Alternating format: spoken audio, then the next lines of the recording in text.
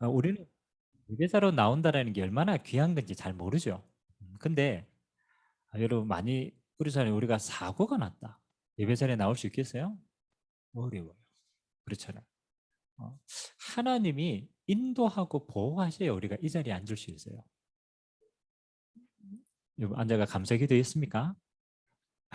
감사기도 하셔야 돼요. 우리는 너무 익숙해가지고 늘 있던 자리, 늘 있던 곳이라고 생각하니까 아주 작은 곳에도 하나님께 감사를 잘 못해요. 11월 한 달은 제 마음에 이런 생각이 들어요. 하나님이 주신 은혜에 감사할 수 있는 신앙이 되었으면 좋겠다. 안 그렇습니까? 아유, 목사님이 코로나로 얼마나 어려운데 감사합니까? 그렇죠. 그 사람들은 이렇게 봐요. 꼭 어떤 사건이 딱 있으면요. 꼭 부정적인 면만 보는 사람이 있어요. 먼저 자기도 모르게 어떤 사건이 딱 일어나면 꼭 부정적인 면만. 여러분 어떻습니까? 여러분 성향은? 어떤 사람은 또 막 있으면 무조건 긍정적이라. 무조건 긍정. 근데 그렇잖아요. 진짜는 뭐예요? 부정도 볼 수 있어야 되고 긍정도 볼 수 있어야 돼요. 이제 한 2년 정도 우리가 코로나로 이렇게 쭉 세월이 흘렸잖아요. 지금 이제 전 세계적으로도 이제 위드 코로나를 준비하는 입장에서 이제 많이 문을 엽니다. 그러면 한 번은 결산을 해봐야 돼요. 코로나라는 시간을 쭉 우리가 보내고 있으면서 우리가 잃어버린 건 뭐였을까? 맞잖아요. 그냥 이 재앙이구나라고 지나가면 그건 별 의미가 없잖아요. 앞으로 많은 재앙이 오실 것인데 이 지나가면서 내가 뭘 잃어버렸을까? 그죠? 한번 생각해 봐야 되고 또 반대로는 그러면 이번 이 재앙을 통하여서 나는 어떤 부분을 회복하고 얻고 갈 것인가? 긍정적인 면은 뭔가 보셔야 돼요. 여러분 코로나로 기간에 제일 뭐 지금은 좀 그렇지만 제일 많이 그 잃어버린 거는 교회가 모일 수 없었다라는 건 잃어버린 거예요. 그렇죠? 교회가 모일 수 없다라는 것 자체가.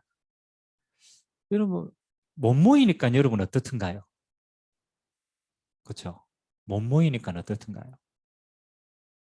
저는 그렇잖아요. 성도들 없이 예배 드려봤거든요. 다 안 나오고 저 혼자서가 예배를 드려봤단 말이에요. 희한하더라고. 물론 영상으로 다 보는데 그리고 없이 예배를 드리니까 뭐가 느껴지느냐. 야, 성도들이 이 자리에 앉아 있는 게 굉장히 소중했구나. 없어지니까 보이더라고. 야, 이게 소중했구나. 또 이 예배 때 그렇잖아요. 너 혼자 여러분 예배 드리니까 여러분은 어떻든가요? 자유로울 줄 알았죠. 그렇죠. 그래서는요. 예배 이렇게 다른 이렇게 하잖아요. 분명히 제가 예배 이렇게 영상으로 이렇게 같이 앉아 있었거든. 근데 어느 날 제가 자세가 흐트러지더라고. 그렇죠. 뭐 갑자기 뭐 생각나면 뭐 하기도 하고 안 보이니까. 그 요즘 패션 가운데 그런 게 있대. 재택근무를 오래 하니까 사람들이 밑에 바지는 다 파자마를 입고 있어. 안 보이니까. 그 영상이 탁 보이니까 요 위에 막 넥타이 메고 탁 해서 밑에는 안 보이니까. 예배도 저는 그런 것 같아요. 영상 틀어놓고 안 보이잖아. 안 보이니까 자세가 무너져. 그리고 한 번, 두 번 이렇게 하니까 뭐도 무너져요? 중심도 어느 날 무너져요. 여러분 자세가 무너지면 중심 무너지는 거 쉬운 거예요. 그 중심이 무너지니까 삶이 영향을 가요. 제가 이번 주에 다락방을 가지고 말씀 운동하면서 이제 잠깐 그런 얘기를 했습니다. 목사님 예전에는요 어려울 때 어떻게 하든 그래도 기도하고 막 했는데 좀 삶이 이제 좀 편하고 이렇게 되니까 이제 그만큼 갈급함이 없어지니까 기도가 조금 조금 줄어드는 거죠. 그러니까 기도가 줄어드는 거는 안 보이는데 기도가 줄어드니까 목사님 괜히 짜증도 나고 괜히 막 잔소리도 하고 그 자기 삶이 이제 이렇게 되니까 내가 왜 이러지? 내 삶에 만족이 없으니까 왜 이러지라고 곰곰이 생각해 보니까 영적인 만족이 없는 거야.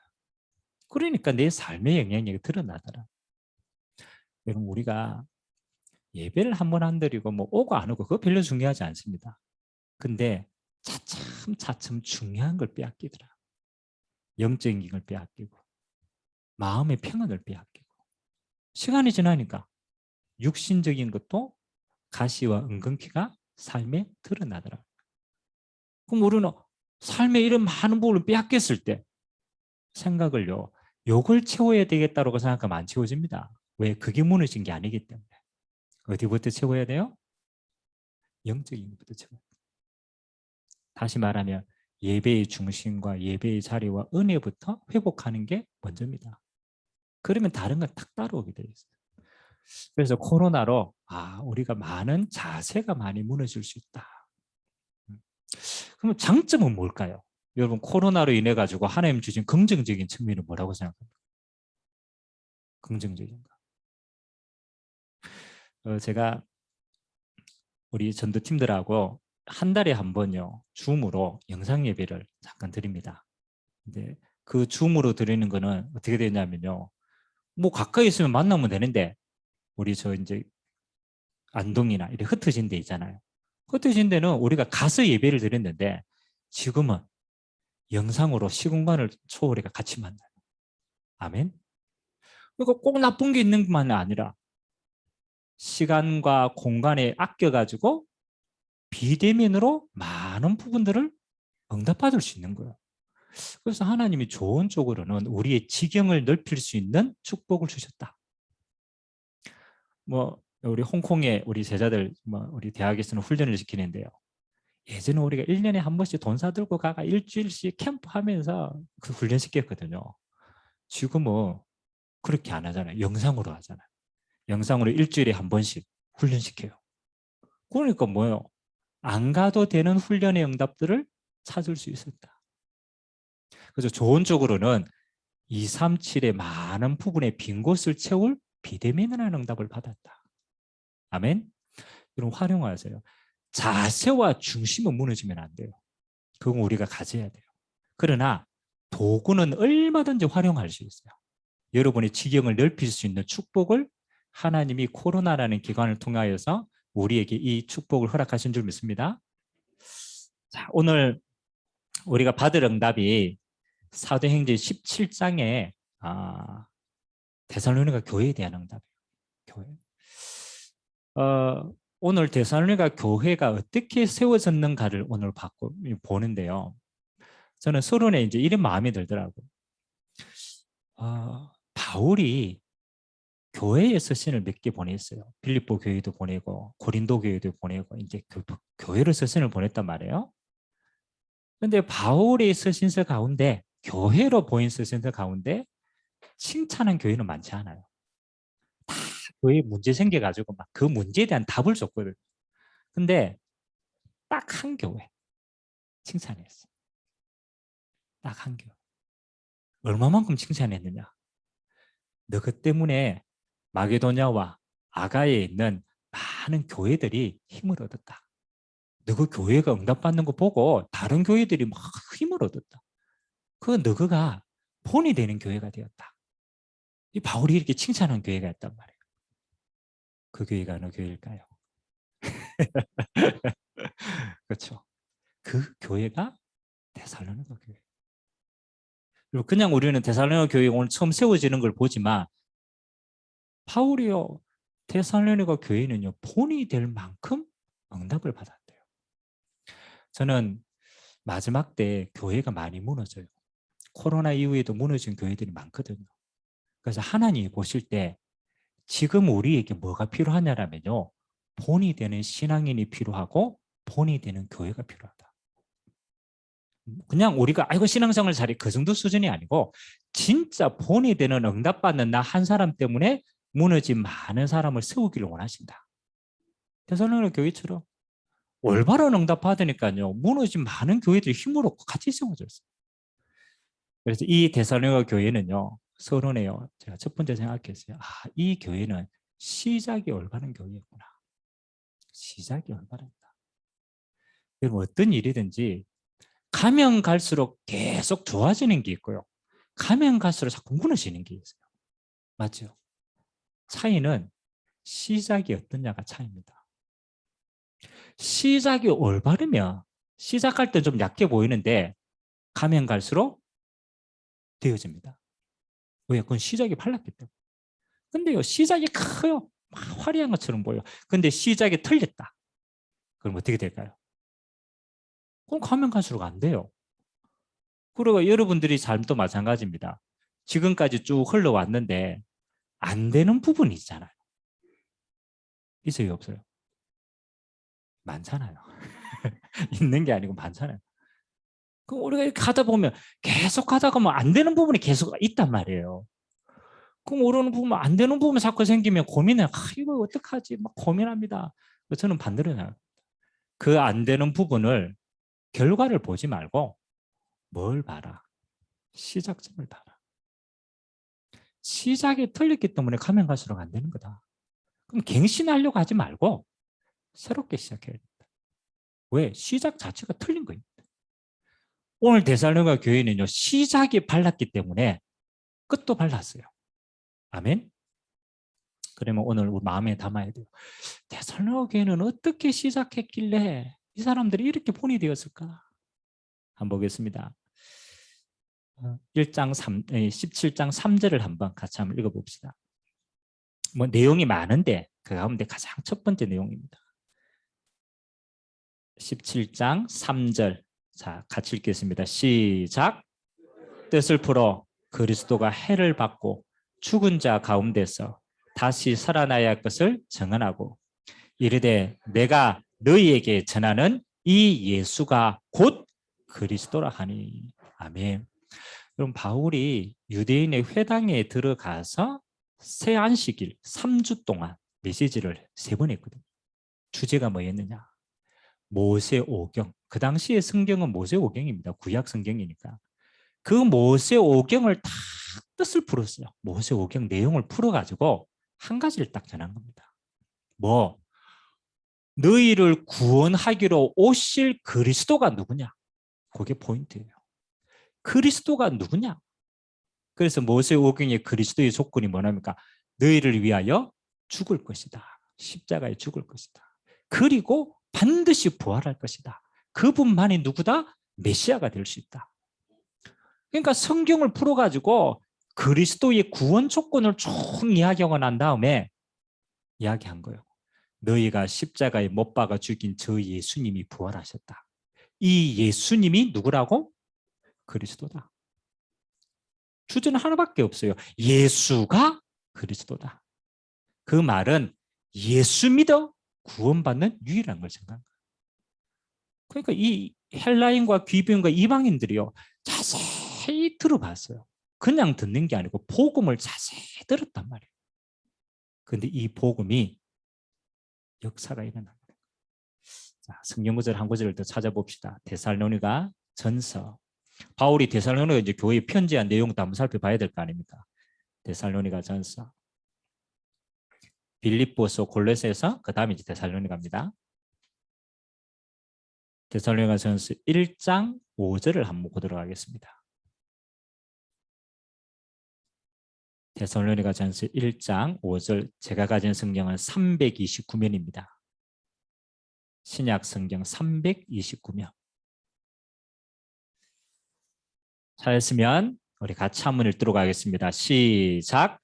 이는 우리 복음이 너희에게 말로만 이런 것이 아니라 또한 능력과 성령과 큰 확신으로 된 것임이라. 우리가 너희 가운데서 너희를 위하여 어떤 사람이 된 것은 너희가 아는 바와 같으니라. 아멘. 신앙생활의 시작입니다. 시작. 오늘 보니까 당연히 시작은 복음으로 시작하죠. 복음 받았으니까. 근데 데살로니가 교인들은 이렇게 표현했어요. 바울이 성경을 통해 가지고 예수가 그리스도라는 말을 전한 거 아닙니까? 근데 그들은 그 복음을 어떻게 확인하고 받았느냐? 능력으로 받았어요. 성령으로 받았어요. 큰 확신으로 받았어요. 아멘. 여러분, 복음은요 듣는 걸로 끝나지 않습니다. 여러분, 복음이 임할 때 능력과 성령과 확신이 3가지가 따라와야 돼요. 자, 첫 첫 번째 복음의 능력은 뭡니까? 로마서 1장 16절에 보니까 바울은 이렇게 얘기했어요. 이 복음은 모든 믿는 자에게 구원을 주시는 하나님의 능력이 됩니다. 여러분, 예수 그리스도는 우리에게 구원을 주시는 유일한 능력인 줄 믿습니다. 자, 그러면 내가 구원을 받았다. 이 말은 어떤 능력입니까? 세 가지가 회복된 거예요. 꼭 기억하세요. 예수 십자가와 부활은 우리에게 세 가지를 회복시키기 위해서 주신 능력입니다. 첫 번째는 뭡니까? 창세기 1장 27절 하나님의 형상이 완벽하게 회복된 사건입니다. 하나님 우리를 처음 만들 때 하나님의 영을 담을, 하나님의 형상을 담을 자로 우리를 창조하셨어요. 그래서 인간만 영적인 존재입니다. 예수 생명 구원이 들어올 때 우리 안에 뭐가 들어오셨다고? 하나님의 생명이 들어왔는데 그 생명은 뭘 회복시켰다고요? 하나님의 형상을 회복시킨 줄 믿습니다. 여러분 이거 진짜 안 믿어지니까 우리 머리 쓰는 거지. 진짜 하나님의 형상이 뭔가를 아는 사람은요. 진짜 하나님의 영으로 일하게 됩니다. 하나님.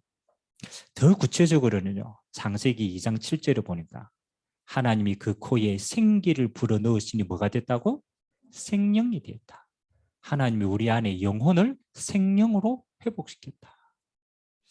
아니, 하나님, 내가 하나님의 형상 회복된 게 이게 뭐 그리 큰 응답입니까? 창세기 1장 28절. 하나님이 그들에게 복을 주시되. 그렇죠? 하나님의 형상으로 만든 자에게 하나님이 복을 주셨는데 어떤 복입니까? 생육하고 번성하고 정복하고 다스리고. 여러분 하나님의 형상이 회복됐다는 건 하나님의 모든 복을 받을 존재로 불렀다라. 여러분 생육하는 것은 인간의 능력이 아닙니다. 하나님의 전적인 복입니다. 생명 주시는 분이기 때문에. 번성하는 것도 마찬가지. 정복하는 것도 하나님의 복입니다. 다스리는 것도 하나님의 복인 줄 믿습니다. 다른 말로 말하면 있는 모든 것을 통치할 수 있는 능력을 허락한 줄 믿습니다. 저는 우리 청년들이 그러거든요. 돈 아무리 많이 벌어도 돈의 종이 된 사람이 있다. 돈 엄청 많이 벌었는데 종이 되었어요. 근데 돈이 별로 없는 사람도 있어요. 그건 쓰는 게 따르니까. 근데 돈이 없어도 뭐 하는 사람이 있어요? 다스리는 사람이 있어요. 돈을 따라가는 사람이 있고 돈이 따라오는 사람이 있어요. 아멘? 하나님의 사람은 이 세상 것에 종이 되거나 따라가지 않습니다. 하나님의 복이 임하면 세상 것이 따라옵니다. 아멘? 그런 능력 있는 사람으로 우리 후대를 키워야 될 거 아닙니까? 맨날 돈 따라간다. 그리고 어떻게 삽니까? 그렇죠? 사람 따라간다. 사람에 따라오는 사람으로 만들어야 돼요. 하나님의 형상이 회복됐다라는 것은 하나님이 주신 창조의 복이 우리 안에 들어왔다. 생육하는 거, 번성하는 거, 정복하는 거, 다스리는 거. 복음을 받을 때 뭐로 받았다? 능력으로 받았다. 두 번째는 뭐라고요? 이 복음은 성령의 역사다. 여러분이 예수 그리스도를 영접할 때 성령으로 내주, 인도, 충만케 하십니다. 생명을 받을 때 그 생명의 성령이 내 안에 거하시고 주인 되시고 인도해 가시고 충만케 하신 줄 믿습니다.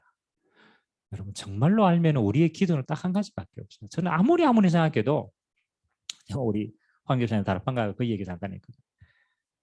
우리가 기도 많이 하잖아요. 그래 우리 이렇게 합니다. 하나님 요거 좀 주세요. 내게 이게 필요하니까. 하나님 뭐 이것만 주세요. 그래서 하나님은 뭘 보시느냐면요. 이게 너에게 필요해? 다른 말로 말하면 이건 너가 감당할 수 있는 능력이 돼? 이게 네 인생 전체에 진짜 필요한 거야? 하나님 그거 물어보시거든요. 근데 우리는 그거하고 아무 상관없어. 눈앞에 보이는 요것만 있으면 되니까 요것만 달라고. 어린애가 칼을 달라고 합니다. 맞죠? 엄마가 칼 주겠어요? 칼 주면 어떻게 돼요? 그렇죠. 우리는요, 내가 다치는 능력이 어떻든 아무 상관이 없어. 뭐만 달라고? 칼만 달라고. 복권만 당첨시켜 주십시오. 내가 얼마든지. 만약 여러분 복권 1등 당첨받았으면 이 자리에 있을 분 얼마나 계실까요? 돈 쓰러 가기 바빠가지고. 하나님이 가장 원하는 기도는요, 하나님부터 나오는 부스러기가 아닙니다. 하나님이 최고로 원하는 기도는 뭐냐? 하나님 한 분만으로 충분해 보면 돼요. 그 하나님 안에 모든 것이 다 있기 때문에. 그게 성령이 충만이라. 하나님만으로 충만해 보면 그 안에 모든 게 다 들어있어요. 그래서 초대교회는 기도가 간단해서요. 하나님으로 충만케 하옵소서. 그게 성령 충만이라. 성령이다. 그리고 확신은 뭡니까? 이들은 하나님의 복음이 탁 들어오니까 이 땅과 하나님 나라의 것을 바로 보는 눈이 열렸어요. 그래서 천국을 소망하고 천국에 대한 확신 있었겠어요? 없었겠어요? 있었어요. 그래서 순교도 두렵지 않았어요. 왜? 하나님 나라가 내 것이니까. 목숨을 초월한 거예요. 두 번째 확신은 뭡니까? 이 땅의 삶의 이유라는 거예요. 뭐라 살지? 예수님이 40일 동안 말했어요. 하나님의 나라가 이 땅에 임할 걸 약속했어요. 그것 때문에 사는 거예요. 자, 복음의 시작이 뭐냐? 내 삶에 복음이 능력이 되는 것이다. 성령의 충만을 입는 것이다. 확신 가지고 흔들리지 않고 하나님 나라까지 달려가는 것이다. 그게 그들의 시작이었어요. 그러니까 흔들릴 이유가 없죠. 두 번째는요. 이 복음은 반드시 우리의 삶을 통해서 열매 맺게 되어 있어요. 그 여러분들이 불신자들이잖아요. 여러분을 볼 때 여러분 안에 생명이 있는 거 보여요, 안 보여요? 여러분 안에 예수 생명이 있는 게 불신자들 볼 때 보여요, 안 보여요? 안 보여요. 아니, 불신자가 보면 여러분 안에 생명이 있는 게 보여요, 안 보여요? 그것은 육신적인 눈밖에 없어가 생명이 있는지 아무것도 안 보여. 맞잖아요. 그러면은 이 생명이 불신자들에게는 어떻게 전달됩니까? 맞잖아요. 이게 중요하거든요.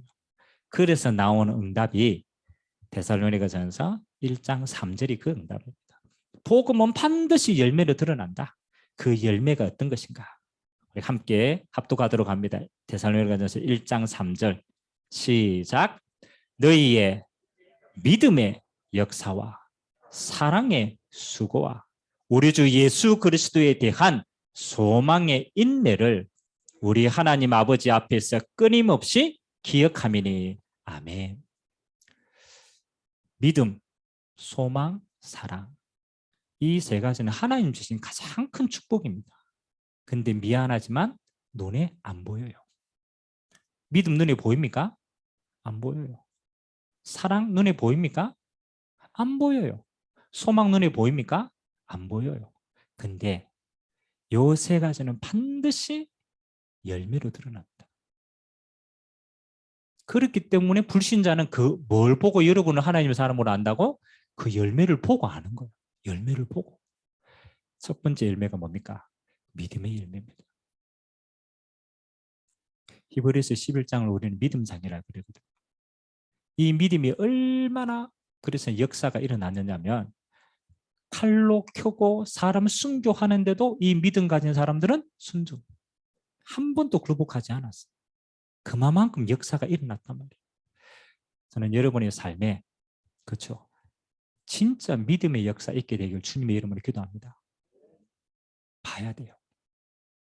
여러분 안에 가지고 있어야 돼요. 내가 믿는 바 그리스도에 대한 이 믿음이 어떻게 역사로 일어나는가. 반드시 믿습니다. 두 번째, 사랑은 어떤 사랑일까요? 그렇죠? 하나님의 사랑입니다. 저는 진짜 십자가 지시고 하나님이 그렇죠. 그리스도를 보내신 그 구원에 대한 사랑이 감각되니까요. 제 마음에 몇 가지가 변했어요. 첫 번째는 뭐가 변했냐면요. 수용할 수 있는 게 변하더라고요. 예전에는요, 내 그릇이 크지 않거든요. 그러니까 다 정죄했어요. 근데 죄인인 나를 사랑하신 예수 십자가의 사랑이 마음에 담기니까 어떤 사람도 제가 정죄할 수가 없더라고. 죄인인 나를 사랑했는데. 아멘? 그러니까 뭐 하느냐? 수용할 수 있더라고. 저 사람도 하나님의 사랑이 필요한 사람이죠. 아멘? 나처럼 예수 십자가의 은혜가 필요한 사람이죠. 그러니까 이 땅의 모든 사람이 무슨 대상? 하나님의 사랑의 대상이 되는 겁니다.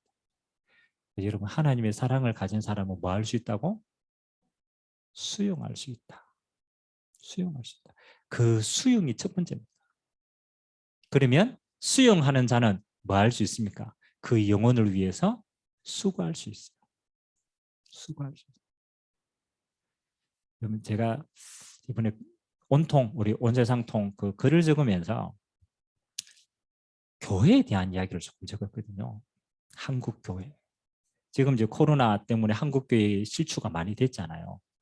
그래서 불신자들이 교회를 볼 때 어떤 이미지일까? 코로나가 이제 끝나고 났을 때 그 데미지가 있을 거 아니에요. 교회라고 했을 때 어떤 이미지일까? 그래서 우리는 무조건 교회 데리고 오면 된다고 생각하지만 이미지가 다르거든요. 그래서 제가 뭘 조금 봤냐면요. 한국 교회의 역사 속에 교회는 어떤 역할을 했을까? 살펴봤어요. 한국 교회 역사 가운데.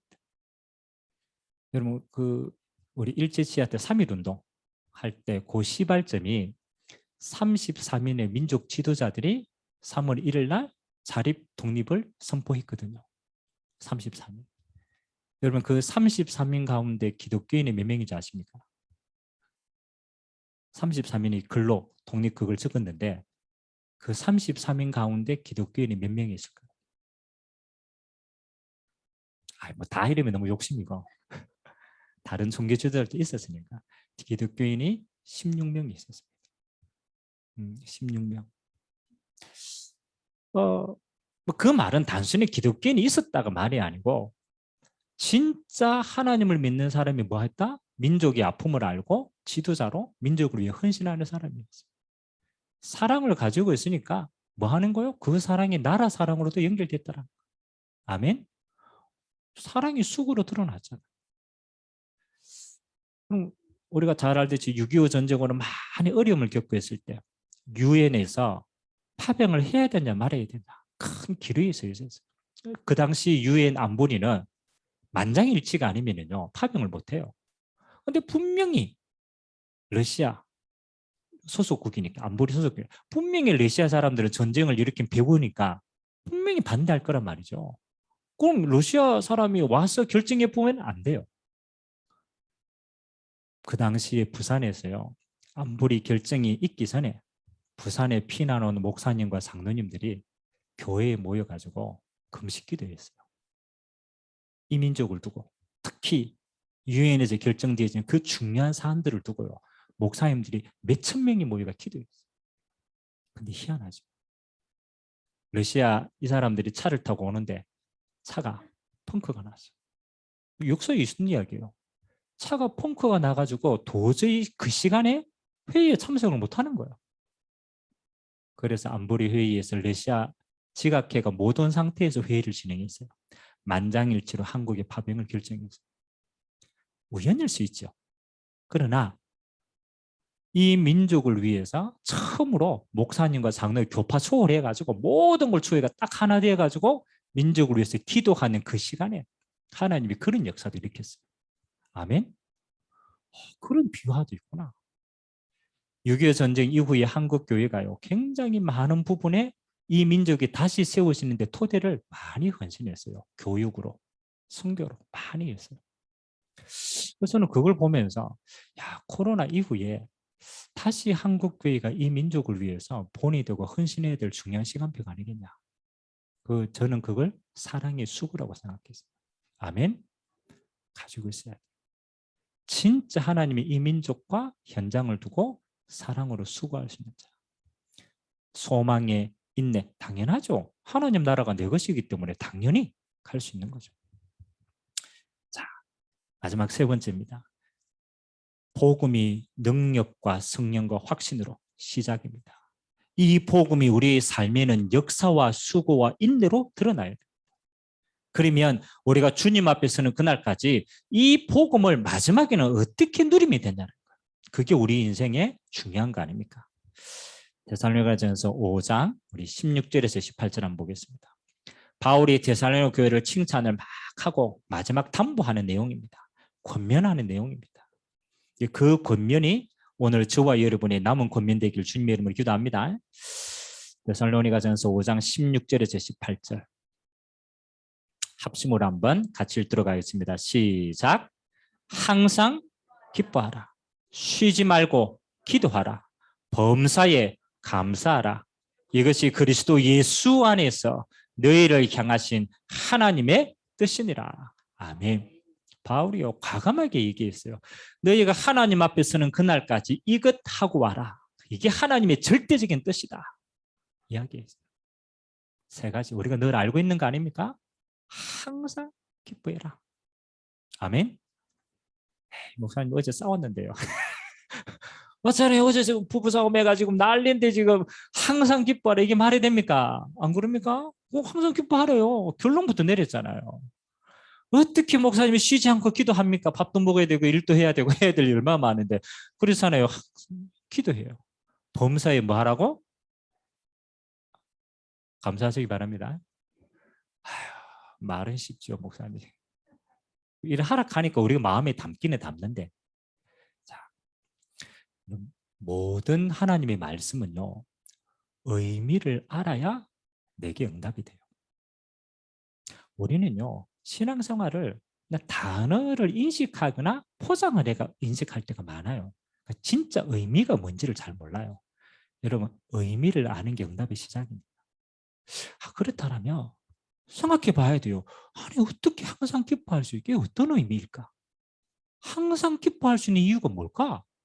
바울은 어디에 포인트를 두고 항상 기뻐하라고 얘기했을까? 만일 상황에 포인트를 뒀다면 우리는 항상 기뻐할 수 없어요. 상황이 바뀌니까. 내 자신에게 기쁨의 근원을 둔다? 우리 감정의 기복이 널뛰듯 하기 때문에 항상 기뻐 안 돼요. 내 자신도 기준이 아니라 환경도 기준이 아니라 뭐가 기준입니까? 그렇죠?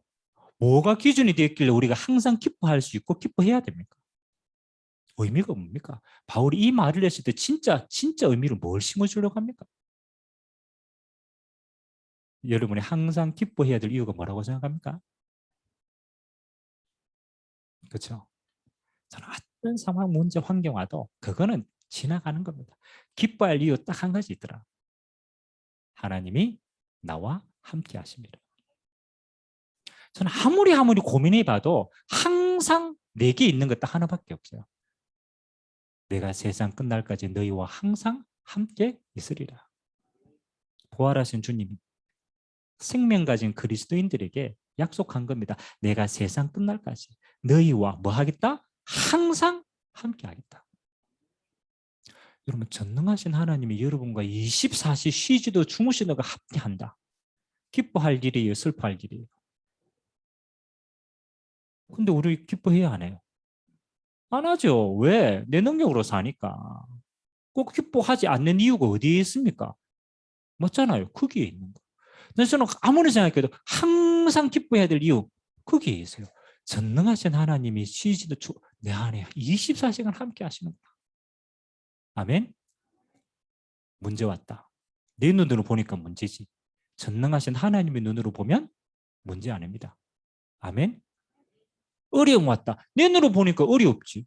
내 안에 계신 그리스도의 눈으로 보면 어려움이 아닙니다. 그래서 빌립보서 4장 13절 바울은 이렇게 고백했어요. 감옥 안에 있을 때 바울이 일체의 비결을 배웠다라고 하면서 얘기하는 거예요. 내게 능력 주시는 자 안에서 내가 모든 것 할 수 있다. 아멘.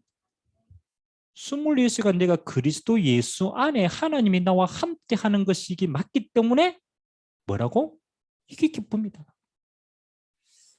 우리는 인생을 광야로 비유합니다. 여러분 광야길 이스라엘 백성들이 광야길 갈 때요. 그들을 그냥 간 줄 압니까? 아닙니다. 하나님이 구름 기둥과 불 기둥으로 24시 함께 하실 줄 믿습니다. 하나님이 그냥 버려두지 않았어요.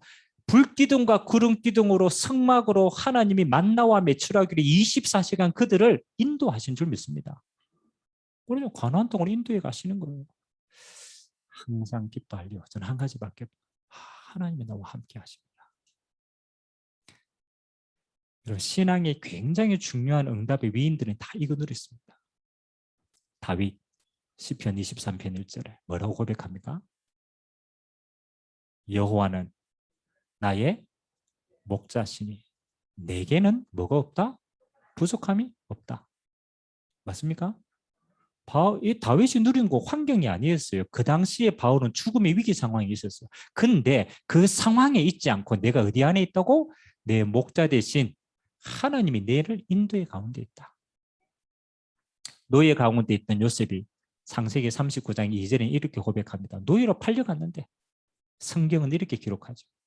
여호와께서 요셉과 함께 하심으로 그가 형통한 자가 되어. 아멘. 요셉이 노예인데 어떻게 형통합니까? 어떻게 누립니까? 요셉은 노예를 누린 게 아니에요. 여호와께서 요셉과 함께 하심으로. 노예는 과정이었고 여정이었습니다. 하나님 나라를 이루어가는 여정이었어요. 그러니까 진짜 본질은 하나님이 나와 함께 하심이라. 아멘. 그게 내 인생의 본질입니다. 아니 목사님 어려운데요. 아니라니까요. 여정입니다. 하나님 나라를 이루어가는 과정입니다. 아멘. 항상 기뻐하라. 옆 사람 보고 인사합시다. 항상 기뻐하시기 바랍니다. 이때만 웃지 말고. 진짜입니다. 항상 기뻐해야 될 이유를 찾아야 되잖아요. 하나님이 나와 함께 하십니다. 너무나 잘하는데 이게 내게 기쁨이 돼요. 두 번째 뭐라고요? 쉬지 말고 말하고 기도하라. 쉬지 말고 기도하라. 그냥 잠도 자야 되고 일도 해야 되고. 저는 기도를 이렇게 보거든요. 기도는 그리스도 안에서 하나님 우리에게 모든 걸 다 주셨습니다. 생명 주시니까 모든 거 다 주시지 않겠냐? 그거 하나님의 소원입니다. 그래서 쉬지 말고 기도하라는 것은 쉬지 말고 하나님이 너에게 주신 보좌의 축복을 24시간 누리라. 기도는 누림입니다. 정말입니다. 기도는 하나님이 그리스도 안에서 보좌의 모든 응답 주신 것을 뭐 하라고? 누리라고. 그래서 최고의 기도는 한 가지입니다. 여호와를 앙망하라. 그게 보좌의 축복을 누리는 거야. 여호와를 앙망해라. 하나님이 너에게 모든 소원을 이루어 주시리라. 그냥 보좌의 축복 24시간 누리세요. 성경 응답. 마지막 범사에 뭐 하라고요? 감사하라. 마지막 옆 사람하고 같이 한번 인사합시다. 어떤 일이 있어도 감사하시기 바랍니다. 어떤 일이 있어도 감사합니다.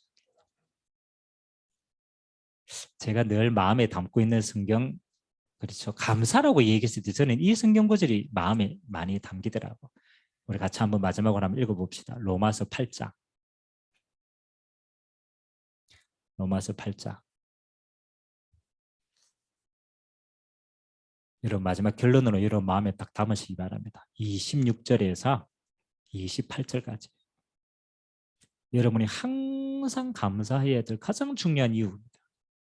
로마서 8장 26절에서 28절 3절입니다. 250면. 자, 천천히 의미를 생각하면서 우리가 같이 한번 합독하도록 하겠습니다. 시작. 이와 같이 성령도 우리의 연약함을 도우시나니 우리는 마땅히 기도할 바를 알지 못하나 오직 성령이 말할 수 없는 탄식으로 우리를 위하여 친히 간구하시느니라. 마음을 살피시는 이가 성령의 생각을 아나니 이는 성령이 하나님의 뜻대로 성도를 위하여 간구하심이니라. 우리가 알거니와 하나님을 사랑하는 자 곧 그의 뜻대로 부르심을 입은 자들에게는 모든 것이 합력하여 선을 이루느니라. 아멘. 믿으시기 바랍니다. 저는 이 성경을 곰곰이 묵상하면서요. 야, 감사할 이유다. 그렇죠? 목사님 뭐 감사하십니까? 집에 가가지고 100분만 읽어보시기 바랍니다. 이게 무슨 의미인지를 하나님이 이렇게 얘기합니다. 우리는 우리 한계가 있잖아요. 기도할 수 없을 만큼 낙심되어 있을 때 우리 안에 계신 성령이 말할 수 없는 탄식으로 기도하고 계시대요.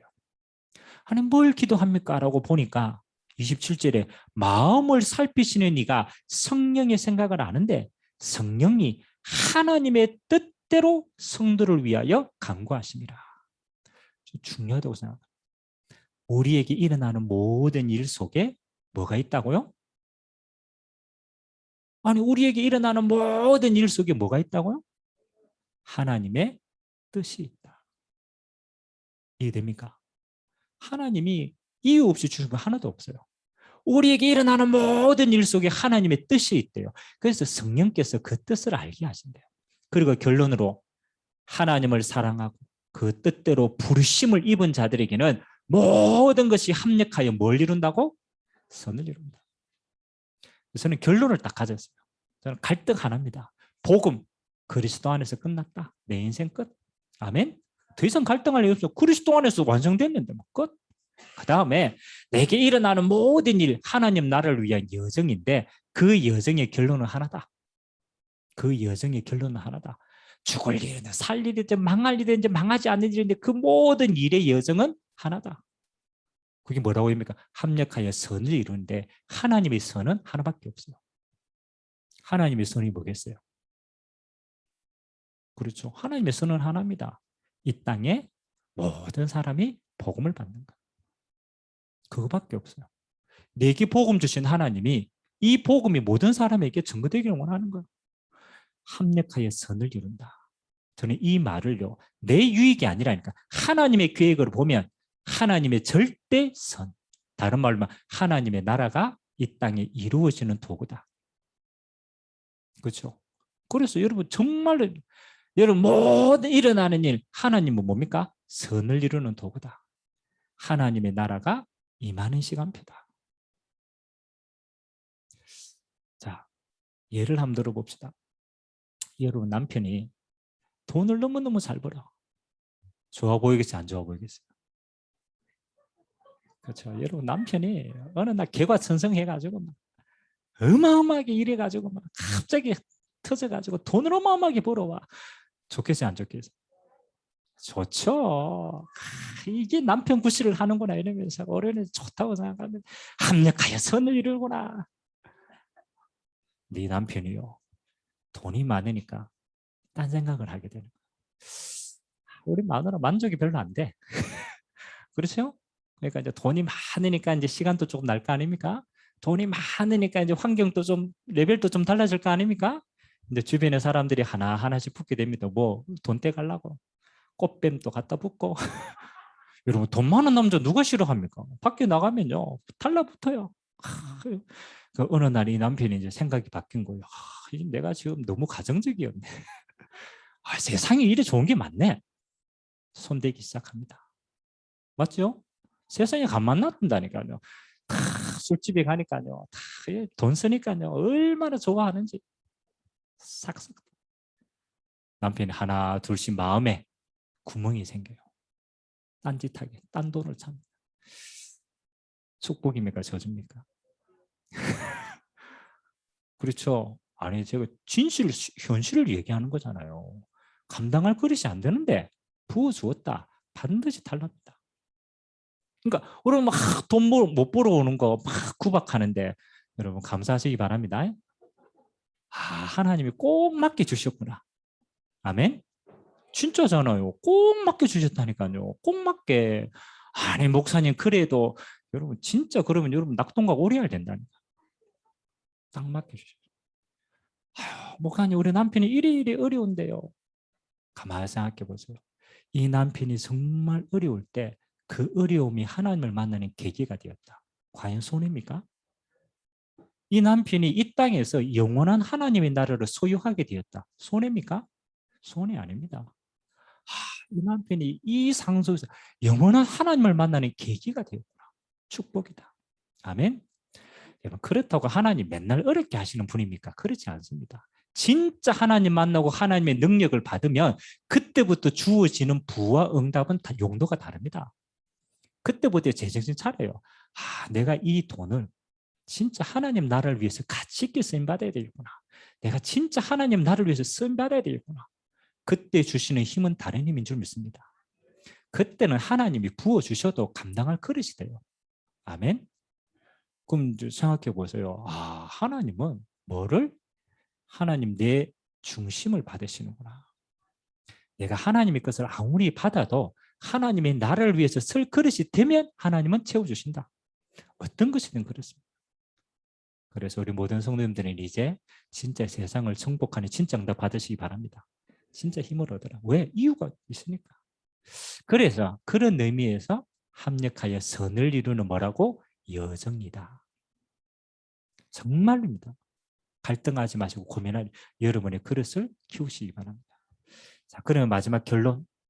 세 가지만 딱 합시다. 첫 번째 뭐냐? 그렇다면 내 인생의 가장 큰 축복이 뭐냐? 여호와만 앙망하는 시간을 가지는 것이다. 그게 첫 번째 응답. 그래서 여러분 하루의 시작을요 정말로 이렇게 하세요.